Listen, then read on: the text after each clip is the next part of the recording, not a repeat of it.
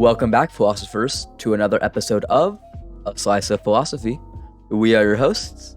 I am Jonah, And I am Christian. and today we will be discussing methodology. But before we begin, I think it's worth mentioning the new TV we have on set. Oh, true. I almost forgot. Now we can have philosophy memes on in the background while we ponder existence and whatnot. I'm sure we won't overuse that. No, of course not. Well, anyways, philosophical methodology. Jonah, what initially comes to mind when you think about methods of doing philosophy? I mean, of course you have the obvious ones, discussing, like we do here on the podcast. Yes, in addition to that, we have reflection, which is at the core of much philosophical development. Indeed, but what tools does philosophy have that allow us to effectively do philosophy? That's a good question, and one that must be addressed if we're to properly engage with the activity. Let's begin with model building. Model building in of itself is a great way to consider complex conceptual systems and come to conclusions upon them without the need for extensive large-scale testing. This allows us to easily test our ideas, and not only in philosophy. For example, economics uses this technique a ton in order to determine the best system. Correct, and we can take the same approach when testing philosophical ideas. To illustrate this idea, we created a simple program to test the trait of selfishness in a society. Interesting. Tell us about your model. Well, firstly, there are 3 different types of organisms: generous, selfish, and aggressive. The generous ones will give some of their food to other generous creatures. The selfish will keep all of their food no matter what, and the aggressive ones will try to steal food at the risk of getting charged with the penalty of loss of food. So it's kind of like how humans are, on a very basic level, of course, and you can isolate the effects of this one specific trait. Exactly. After all the food has been collected from the environment, we can see which trait has enough food to live, and thus which trait will be most beneficial for the species. Cool. So let's see the results on the screen. Well, that's where it gets interesting. We actually get different results based on how we set up the simulation. For example, we could make the penalty for trying to steal really high, which results in the immediate death of that trait. Additionally, we can make the generous creatures work together better, imagining that them working together makes more total food. Or we could make the aggressive ones really good at stealing, which lets them live a lot longer. Yeah, I've never really thought about that. The configuration of the simulation makes it far from an objective demonstration of what would actually happen in society. Although we may assume the simulation is free of bias, the prejudice of the programmer is built directly into the simulated world. I guess you are right. I could very easily make my desired trait survive with very tiny changes. How then are we able to tell the accuracy of a model? Yes, that can be quite difficult to tell. However, some models can be trusted if they can be tested. For example, science has tons of accurate models, like gravity and DNA, which allow us to understand complex topics. Though these models are not 100% accurate, they certainly are useful. Interesting. So we should approach philosophical models as being representations of a truth, and not necessarily the definite truth. Exactly. However, there are some philosophical models that do attempt to arrive at pure truth. For example, logical models. Logic is used in many different fields, but it uses the same general rules. Firstly, there must be a dictionary or language, and there must be operators or rules. Think of the dictionary as words, ideas, or values, and the operators as a way of manipulating and using the dictionary. Binary is a great place to start. Yes, my specialty.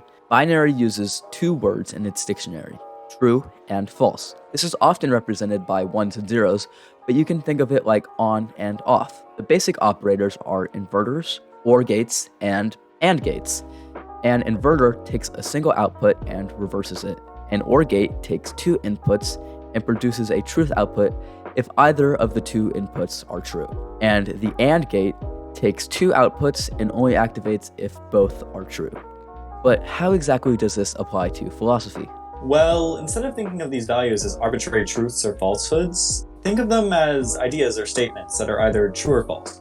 For example, let's use an AND gate with 2 idea inputs. The first premise or idea is that all chickens are birds, and the second premise is that all birds lay eggs.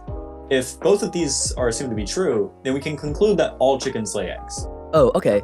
I think I get it. So we can use 2 ideas as the foundation for building a new conclusion.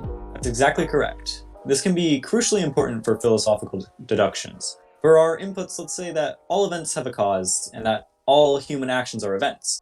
If both of these are true, then all human actions are caused. I'm not quite sure how I feel about that. That would mean that there is no free will. Yep, that's exactly the conclusion of this model.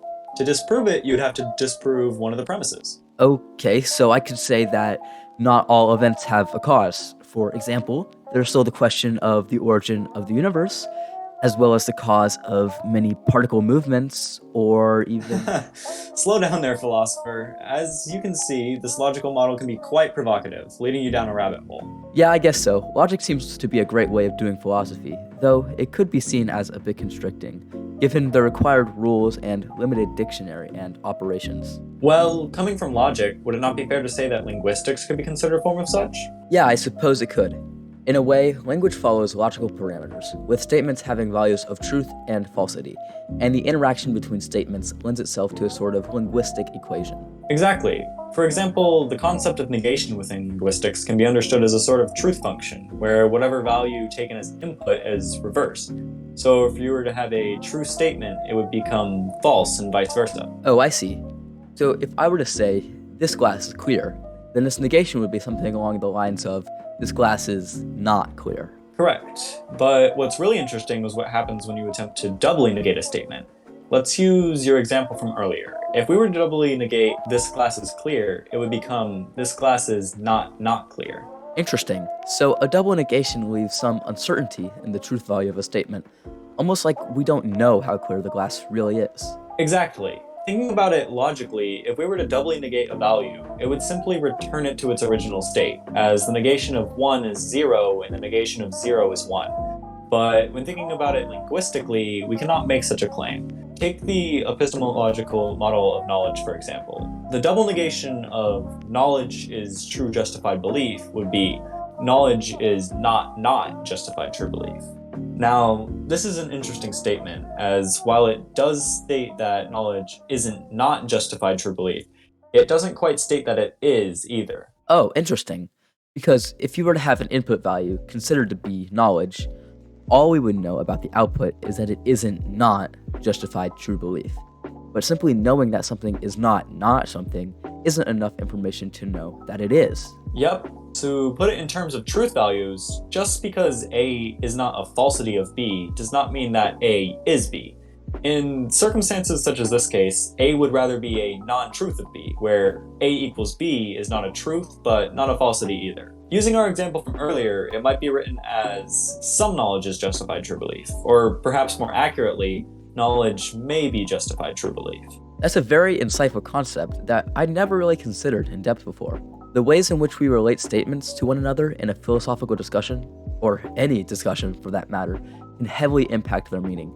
It makes me think about how the semantics of our conversations might play into forming the meaning of the statements as well. Yes, that's quite an interesting topic as well, but for time's sake, that may have to be a discussion for another day. I mean, we could spend hours going into the complexities of semantics in terms of metalinguistic negation and the difference between synonymous phrases, or how saying I don't like something, I love it, works in terms of logic, with truth and appropriateness being set as different values. And that's only scratching the surface of how semantics and philosophy collide. Yeah, maybe we should save that for another time, perhaps.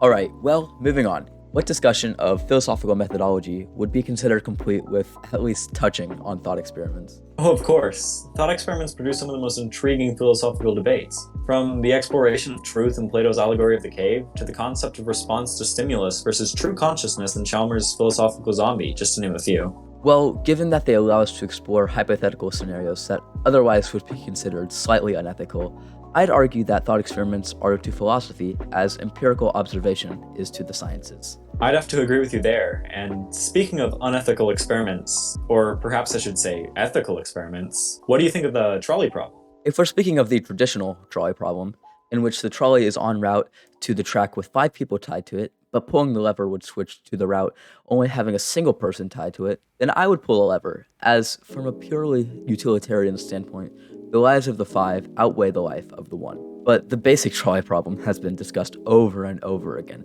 with relatively nothing new said on it in a while. So if we're going to do the trolley problem, then let's ramp things up a little bit. Oh, what exactly do you have in mind? Okay, so for the first variant, let's keep all of the parameters the same. However, the 1 person on the second track happens to be your mother, whereas the 5 people on the first track are all strangers to you. Would you pull the lever? I'd have to say no.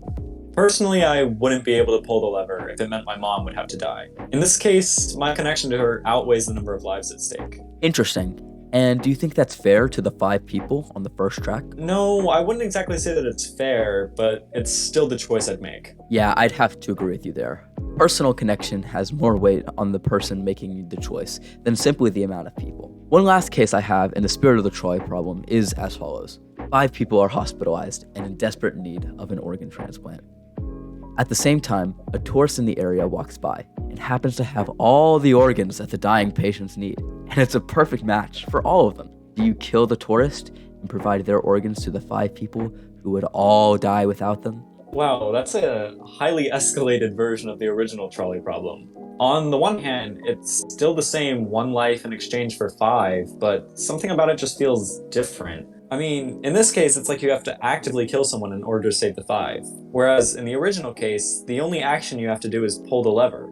There was a sense of disassociation, as if it weren't really me that was doing the action, but the trolley itself.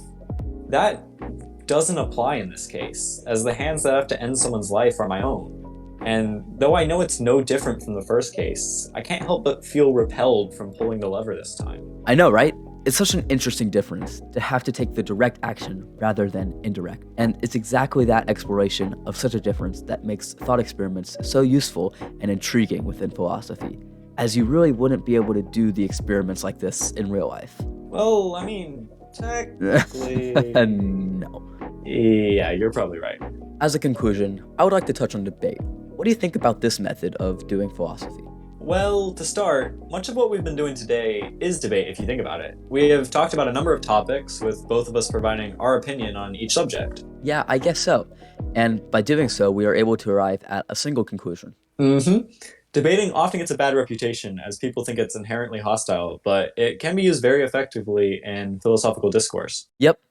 And it's always fun to have a deep conversation with you, Christian. And you too. Anyways, I think that just about wraps up our discussion. I think it does. If you enjoyed, make sure to leave a like and a comment down below. And as always, thank you for watching A Slice of Philosophy.